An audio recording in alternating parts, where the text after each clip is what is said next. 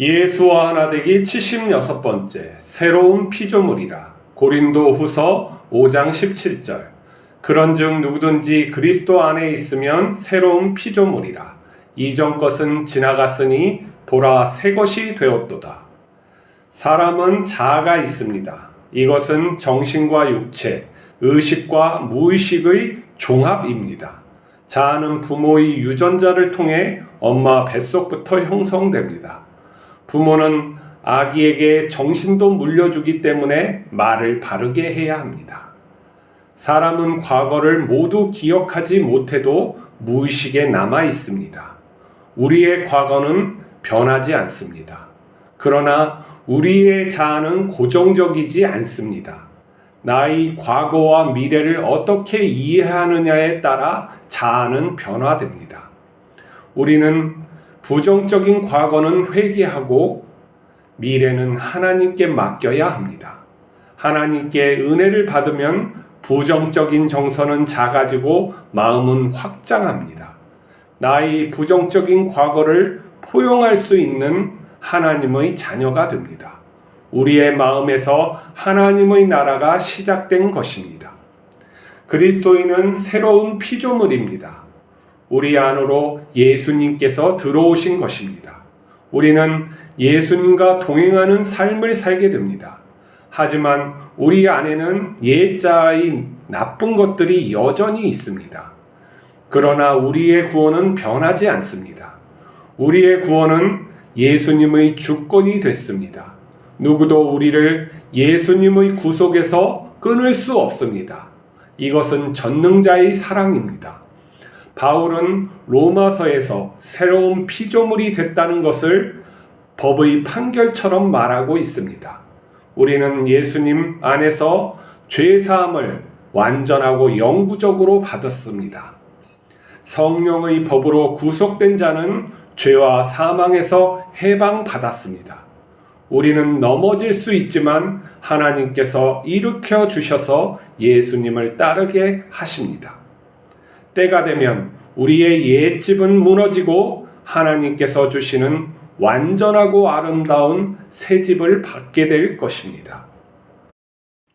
우리의 의식은 현재뿐만 아니라 과거와 미래에 영향을 받고 삽니다. 현재라는 것은 찰나로 지나가는 것이죠. 벌써 우리가 말하는 동시에 과거가 됩니다. 하지만 우리의 의식은 현재에 머무를 수도 있고 과거로 돌아갈 수도 있고 미래로 향할 수도 있죠. 그래서 우리의 의식은 좀 신비한 것입니다. 그 의식을 우리는 자아라고도 부릅니다. 이 자아는 고정되어 있지 않습니다. 고정되지 않다는 것은 변할 수 있다는 것이죠. 생각해 보십시오. 우리가 어렸을 때도 분명히 자아가 있었을 것입니다. 그런데 그 자아는 현재와 같을까요? 다르죠. 10살짜리 자아하고 30살짜리 자아는 다를 것입니다. 그리고 그 30살짜리가 또 10년 후, 20년 후 이렇게 살면 변해 갑니다. 우리는 이러한 고정되어 있지 않는 자아를 가지고 살아가는 것이죠. 그러면 나의 자아라는 것은 진리일 수도 있고 비진리일 수도 있죠. 진리라는 것은 완전하고 아름다운 선을 우리가 말을 할 때 그렇습니다. 그거와 비교를 해봅시다. 그 완전하고 선한 자아는 예수님을 말한다고 할 수 있겠죠. 하나님을 말한다고 할 수 있고 우리는 그렇지 못한 자아를 가지고 있는 것이죠. 비교를 해보면 어떤 것이 부족한지 알 수가 있어요. 자, 이러한 자아를 가지고 우리는 살아가요. 근데 이 자아가 부정적이고 나쁜 것에 많은 부분 끌리게 돼 있어요.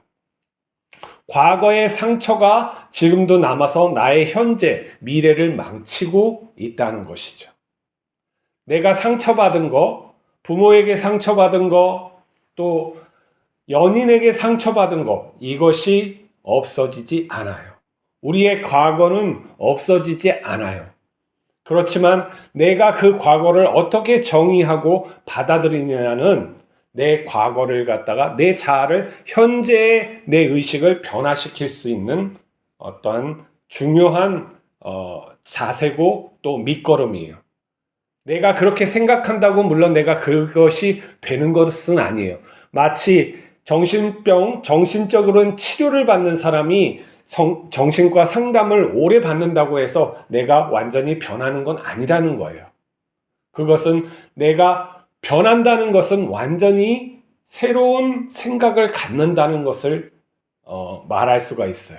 무엇인가 사로잡힘이 있어야 되는 것이죠. 우리 역사에서 이러한 사로잡힘이 가끔 일어나요. 무당 같은 지도자가 나타나면은 사람들은 거기에 빨려 들어가가지고 정신이 혼미해져요.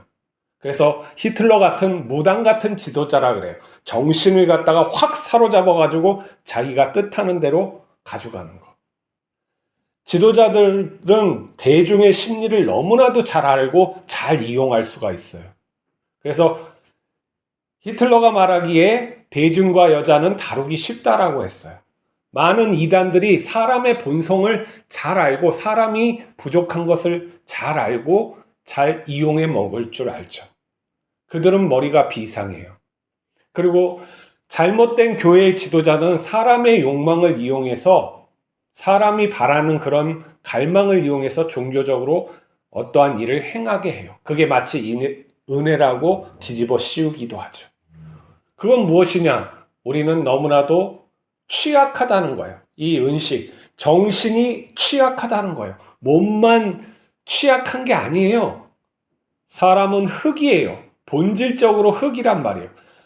너희는 흙이니 흙으로 돌아갈지니라. 이 말이 하나님의 말씀이에요.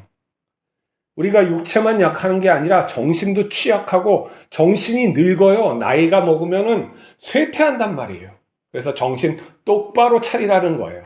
깨어라는 거죠. 깨어 있으라는 게 정신 똑바로 차리고 살아라는 거예요. 하지만 그리스도인은 내 자신을 부인한 사람이에요. 곧 완전한 하나님의 의식을 붙잡은 거예요. 그게 바로 성령이고 예수님의 영이라는 것이죠. 우리는 예수님의 영을 따라 살아가는 사람이죠. 내가 부인됐기 때문에 성령께서 우리와 함께 하시는 것이죠. 예수님을 믿으면은 하나님께서 받아주시고 자신의 영을 주시는 거예요. 성령이고 그리스도의 영이에요. 그러면 우리 안에는 성령과 우리의 자아가 있어요. 내 이 자아가 부인될수록 성령께서 움직이는 거예요. 그래서 바울은 성령을 따라 너희가 행하라. 그리하면은 온전하게 되리라고 말씀하셨어요. 그러면 우리는 죄를 지어요. 그래도 그렇지만 성령께서 그 죄를 감당하시는 거예요.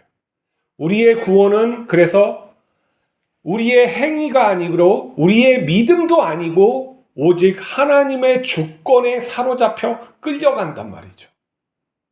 우리가 성령을 받으면 예수 그리스도를 나의 구주로 영접하고 성령을 받으면은 나의 구원이 하나님의 주권으로 변해가요.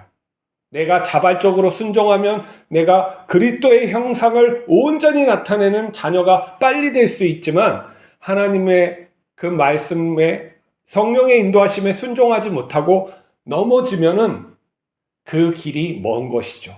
하지만 성령님께서는 한 번 선택하고 이끄시는 자는 버리지 않는다는 거예요. 그를 넘어지면 다시 일으켜 주시고 엉뚱한 길을 가면은 쳐서 옳은 길을 가게 하신다는 거예요. 하나님의 주권이 따르기 때문에 그러는 거예요. 하나님께서는 어떻게 우리를 구원하시냐? 태초에 예수 그리스도 안에서 정하셨다고 하셨어요. 그러면 우리가 하나님의 주권 안에 사로잡혀 있는 거예요. 다른 사람은 따질 것은 없어요. 이것은 신비한 하나님의 은혜인 것이지 이와 저를 분리했다고 말할 수가 없는 거예요. 누구든지 예수 그리스도를 믿으면 하나님께서 구원하시기 때문에 그런 것이라는 거죠. 자, 다시 우리가 새로운 피조물이 됐다는 것은 내가 부인되었다는 말이에요. 새로운 피조물이 됐다는 건 하나님의 주권에 내가 사로잡혀 있다는 거예요. 이것을 내가 하나님 앞에 믿고 하나님의 뜻대로 살 때 그렇게 되어진다는 거예요. 하나님의 전능하신 이 계획 안에 내가 포함되어 있는 거예요. 내가 어떠한 것을 할 수 없다는 것도 잘못된 거예요. 하나님은 모든 것을 하시기 때문에 다 할 수 있어요. 그렇잖아요? 그건 내가 나를 부인하지 않기 때문에 그래요.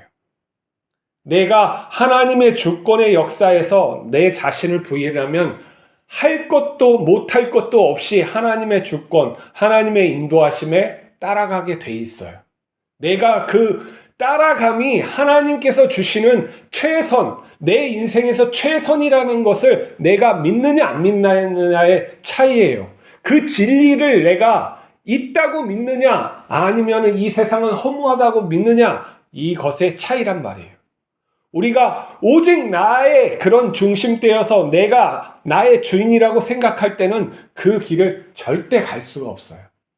예수님께서도 자신을 부인하는 삶을 사셨어요. 하나님의 아들이 아버지의 뜻을 따르기 위해서 자신을 부인하는 삶을 살아. 그게 최선이라고 믿었기 때문에 그러는 거예요. 그 진리가 나에게 최선의 길을 가게 하심을 믿어야 한다는 것이죠. 그리고 우리의 인생은 그 최선의 은혜가 반드시 나타나게 돼 있는 거예요. 그것이 않다면 우리는 허망한 것이죠. 하나님을 우리가 믿는다는 건 살아계심을 믿는 거예요. 진리가 있다는 것을 믿고 선함이 있다는 것을 믿고 아름다움이 있다는 것을 믿는 거예요. 우리의 눈으로 부족하게 보일지라도 그것은 있는 사실이에요. 이 자연이 조화롭고 얼마나 아름답지 않습니까? 이게 사실이잖아요. 분명하잖아요. 옳은 것은 있는 거 아니겠어요? 우리가 아이를 죽이고 아이를 강간하고 이게 악한 것이라는 거 분명하게 아는 진리 아니겠어요? 그것까지 부정하면 인간이 인간으로 살 수 있을 것 같아요? 어떤 의미가 있을 것 같아요? 아름다움이 있을 것 같아요? 선은 있는 거예요.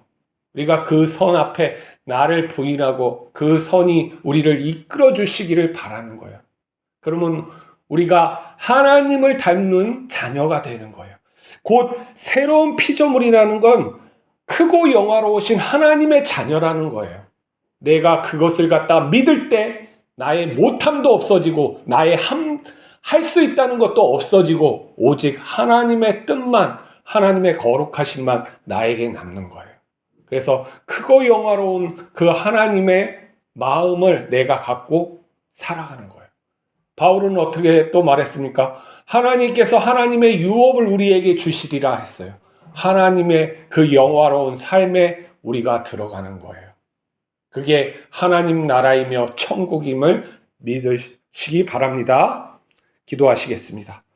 거룩하신 하나님 아버지, 우리를 선택하여 하나님의 자녀를 삼아주시고 또한 새롭게 만들어주심을 감사합니다. 이 새로움에 나의 것이 판단이 들어가지 않게 하여 주시고 하나님의 뜻이 나를 깨우쳐서 예수 그리스도의 그런 온전한 형상이 되게 하여 주시옵소서. 하나님의 자녀로 삼아주셨사오니 그러한 삶을 살아갈 수 있도록 강권적으로 역사하여 주시옵소서. 우리의 이 의식을 이 동물의 수준에서 하나님의 자녀의 수준으로 넘어갈 수 있도록 붙들어 이끌어 주시옵소서.